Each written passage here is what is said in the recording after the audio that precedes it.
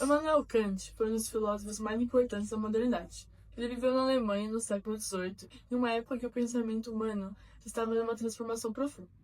De um lado, havia os racionalistas, como Descartes e o Leibniz, que acreditavam que o conhecimento só vinha principalmente da razão.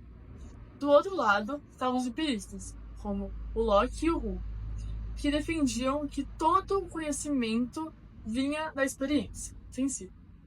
Kant percebeu que essas duas posições estavam incompletas e propôs que a razão e experiências eram algo indispensáveis para o conhecimento. Assim, sua filosofia, chamada de filosofia transcendental, buscou explicar como o conhecimento é possível e quais são seus limites. Para Kant, a grande pergunta era: como é possível o conhecimento universal ser necessário? Como podemos ter certeza sobre leis científicas se tudo o que conhecemos vem da experiência, que é mutável e individual? Essa pergunta o levou a formular uma das maiores revoluções do pensamento, a chamada Revolução Copernicana da Filosofia. Kant comparou sua ideia a de Copérnico, que mostrou que não é o Sol que gira em torno da Terra, mas o contrário. Na filosofia, Kant propôs algo semelhante. Não é o sujeito que se ajusta ao objeto para conhecê-lo, mas o objeto que deve se ajustar às formas de conhecimento do sujeito. Em outras palavras, a mente humana não é uma tábua rasa, que apenas recebe impressões do mundo. Ela é ativa, organizando e estruturando as experiências segundo suas próprias formas e categorias. É a partir daí que surgem dois conceitos fundamentais: o fenômeno e a coisa em si. O fenômeno é aquilo que aparece para nós, o modo como os objetos se manifestam à nossa consciência. Tudo o que conhecemos está no campo dos fenômenos. Isso significa que quando observamos uma árvore, por exemplo, o que conhecemos não é a árvore em si, mas a árvore como aparece para nós, organizada pelo espaço, pelo tempo e pelas categorias da mente, como a causalidade e a substância. O espaço e o tempo são para Kant formas puras da sensibilidade. São estruturas que pertencem ao sujeito e não aos objetos. São o modo como percebemos o mundo e não propriedades do mundo em si mesmo. Além disso, o entendimento humano utiliza o que Kant chamou de categorias, como a causalidade, unidade e pluralidade, para ordenar as percepções e transformá-las em conhecimento. Essas categorias não vêm da experiência, mas são condições para que a experiência exista. Por isso, o conhecimento humano é sempre uma combinação entre o que vem de fora, as sensações, e o que vem de dentro, as estruturas da mente, que organizam essas sensações. Assim, o fenômeno é o resultado dessas interações entre o mundo e a mente. Já a coisa em si, ou número, é a realidade como ela é independente de qualquer experiência. É aquilo que existe fora e além da nossa capacidade de conhecer. Kant afirma que a coisa em si é real, ela é a causa daquilo que aparece, mas não podemos conhecê-la diretamente. Não temos acesso a ela, porque todo conhecimento o passa pelas formas da sensibilidade e pelas categorias do entendimento. Isso significa que a coisa em si é pensável, mas não cognoscível. Podemos supor sua existência, mas não podemos descrevê-la ou compreender sua natureza. Ela marca o limite do conhecimento humano. É o ponto em que a razão deve parar e reconhecer que há algo além de sua capacidade de captar. A relação entre fenômeno e coisa em si é, portanto, uma das chaves para o pensamento kantiano. O fenômeno depende da coisa em si, pois sem ela nada haveria para ser percebido. Mas a coisa em si está além do alcance da experiência, o que significa que não podemos saber como ela é em sua essência. Kant escreve que os objetos conformam-se ao nosso conhecimento e não ao contrário. Assim, tudo que conhecemos é condicionado pela forma como o sujeito conhece. A coisa em si é, portanto, uma espécie de fundamento invisível da experiência. Ela garante que há algo real por trás da aparência, mesmo quando o nosso conhecimento só alcança as aparências. Kant usa essa distinção para resolver o conflito entre o empirismo e o racionalismo. Os empiristas estavam certos ao dizer que o conhecimento começa com a experiência, mas os racionalistas também estavam certos ao afirmar que há algo a priori, isto é, anterior à experiência, que torna o conhecimento possível. Essa é a essência do chamado idealismo transcendental de Kant. Ele não nega a existência do mundo real, mas mostra que só podemos conhecê-lo dentro das condições impostas pela mente humana. A realidade não desaparece, mas só pode ser conhecida enquanto estruturada por formas e categorias. Assim, espaço, tempo e causalidade não são propriedades das coisas, mas da nossa maneira de percebê-las. A mente humana, portanto, molda a experiência, tornando possível o conhecimento científico e universal. Kant distingue entre dois sentidos de númeno. Em sentido negativo, o númeno é aquilo que não pode ser captado pela sensibilidade. Em sentido positivo, seria o objeto de uma intuição não sensível, algo que só uma mente divina poderia conhecer. Para nós humanos, só o primeiro sentido é válido. O númeno é o limite do nosso conhecimento. Ele nos lembra que toda experiência humana é mediada e que o acesso direto à essência das coisas é impossível. Assim, o pensamento kantiano introduz a noção de que o mundo que conhecemos é sempre o mundo para nós e não o mundo em si. O conceito de coisa em si não deve ser entendido como um segundo mundo, mas como um limite que o marco de conhecimento termina. O fenômeno e a coisa em si não são realidades separadas, mas dois modos de considerar o mesmo objeto. O fenômeno é o objeto como aparece a nós, enquanto a coisa em si é o objeto considerado fora das condições humanas de experiência.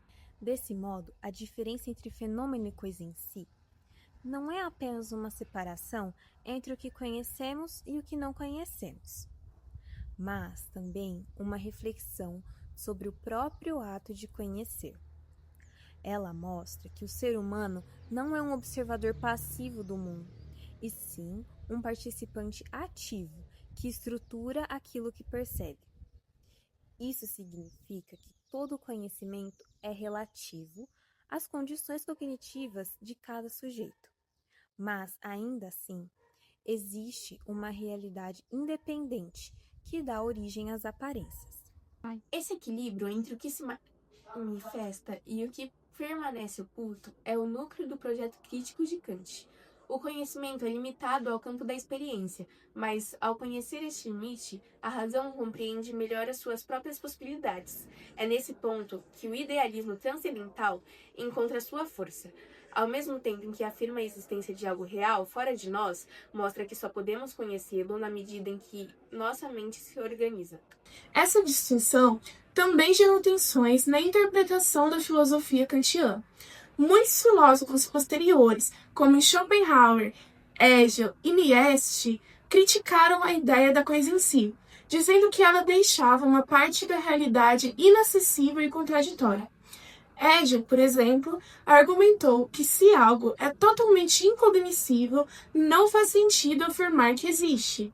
Já Schopenhauer reinterpretou a coisa em si como vontade, algo que pode ser intuído através da experiência interna. Apesar das críticas, a discussão entre fenômeno e coisa em si continua sendo uma das mais influentes na história da filosofia. Ela marca o limite entre o que podemos conhecer e o que podemos pensar. Compreender o que Kant quis dizer com fenômeno e coisa em si é entender como ele redefiniu os limites do conhecimento humano. O mundo que percebemos é sempre um mundo estruturado pela mente. Isso não quer dizer que as coisas não existam fora de nós, mas que só temos acesso a elas através das formas que nossa mente impõe à experiência. O fenômeno é, portanto, o resultado dessa interação, o encontro entre o que vem de fora, que são as sensações, e o que vem de dentro, que são as estruturas da razão e da sensibilidade. Para visualizar essa diferença, imagine que o conhecimento humano funcione como uma lente. Tudo que vemos do mundo passa por ela. Essa lente organiza o que chega até nós, corrigindo, enquadrando e filtrando. Podemos observar o que está diante dela, que são os fenômenos, mas nunca tocamos o objeto em si, porque ele está sempre atrás da lente. O que Kant chama de coisa em si é justamente aquilo que está além dessa lente, a realidade independente da percepção humana. O mesmo raciocínio pode ser comparado à forma como percebemos as cores. Um objeto não é vermelho por essência. Ele reflete certos comprimentos de onda que o nosso olho interpreta como vermelho. A cor não está na coisa em si, mas na forma como o sujeito a percebe. Ainda que o mundo exista fora de nós, a maneira como ele se mostra depende das condições de quem o observa. Assim também ocorre com todo o conhecimento humano. Ele depende das condições cognitivas que moldam o modo como os objetos se apresentam à consciência.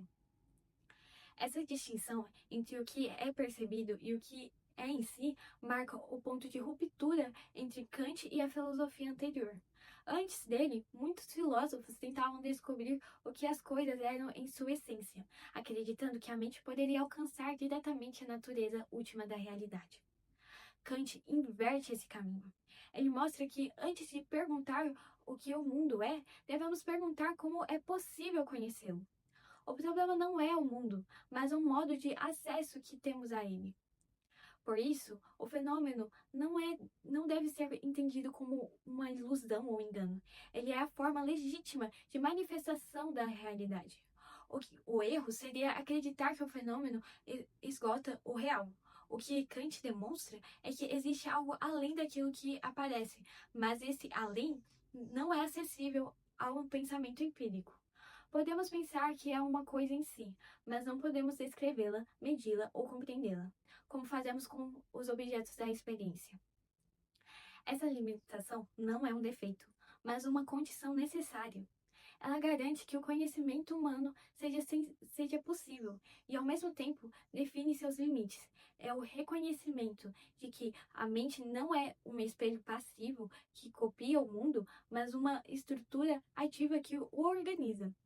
Sem as formas de sensibilidade, espaço e tempo, e sem as categorias do conhecimento como causalidade, unidade e substância, não haveria experiência alguma. É como se o sujeito fosse um arquiteto que dá forma ao material bruto das sensações, construindo o edifício do conhecimento. Podemos pensar nessa relação também com um exemplo da ciência. Um microscópio nos permite ver estruturas invisíveis a olho nu, mas a imagem que ele mostra não é o objeto puro, e sim uma tradução óptica e tecnológica daquilo que existe. O que observamos depende das lentes da luz e do instrumento. Do mesmo modo, a mente humana é um instrumento por meio do qual o mundo se torna visível. E tudo que conhecemos é medido por suas formas de percepção e pensamento.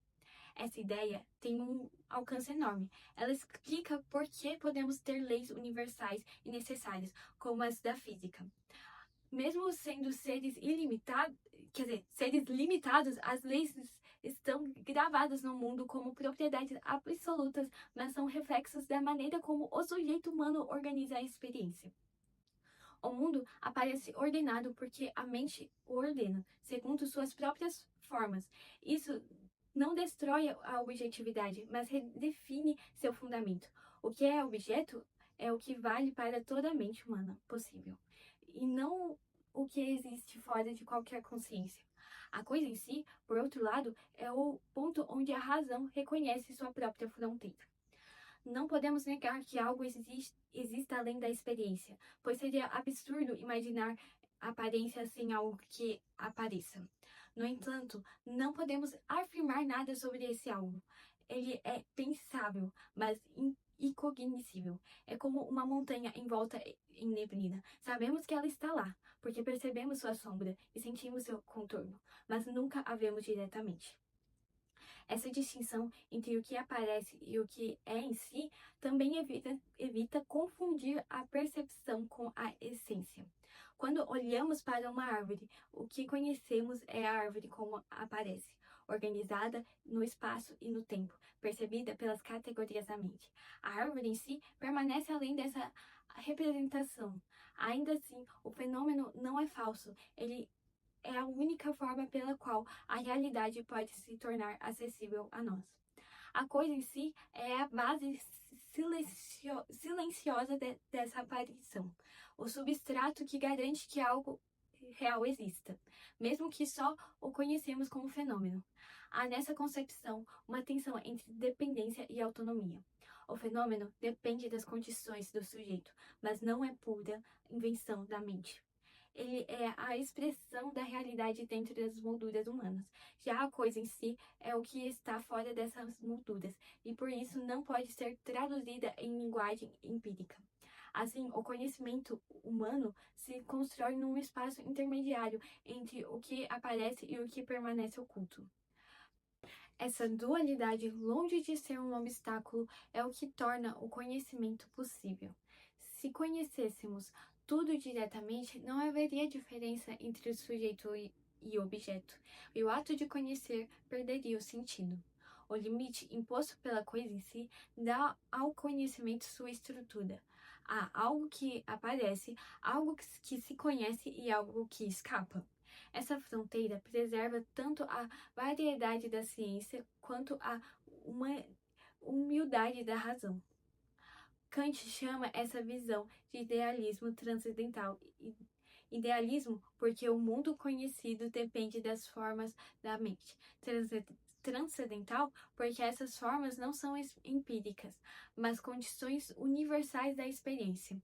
O idealismo transcendental não nega a realidade, apenas mostra que só podemos conhecê-la dentro das condições humanas. Assim, o espaço, tempo e causalidade são modos de perceber, não propriedades absolutas das coisas. Essa concepção abre espaço para compreender o conhecimento como um diálogo permanente entre o ser humano e o mundo. O fenômeno é o modo como esse diálogo se manifesta, e a coisa em si é o silêncio que permanece por trás dele. O pensamento humano vive nesse intervalo. Não pode alcançar o absoluto, mas também não está condenado à ilusão. É dentro desse campo intermediário que se desenvolve a filosofia crítica de Kant. Um convite a reconhecer tanto o poder quanto os limites da razão. No fim, a mensagem central da filosofia de Kant é que o conhecimento humano é ativo e limitado. Ativo porque a mente participa das construções da experiência. Limitado porque só podemos conhecer o mundo como ele aparenta para nós, e não como ele é em si mesmo. Essa visão mudou para sempre a maneira de compreender a ciência, a moral e a metafísica. Ela mostrou que a razão humana não é um espelho do mundo, mas uma janela, moldada pela própria estrutura do pensamento. Tudo o que conhecemos passa pelos filtros da sensibilidade e do entendimento. Fenômeno e coisa em si são, portanto, dois polos da condição humana diante do conhecimento. De um lado, o que podemos conhecer e organizar. Do outro, o mistério do real, que escapa do nosso alcance. E é nesse espaço, entre o que se revela e o que se permanece oculto, que se desenvolve a busca filosófica, a tentativa constante de compreender os limites e as possibilidades da razão. Kant nos ensina que reconhecer esses limites não é um fracasso, mas o primeiro passo para o verdadeiro esclarecimento.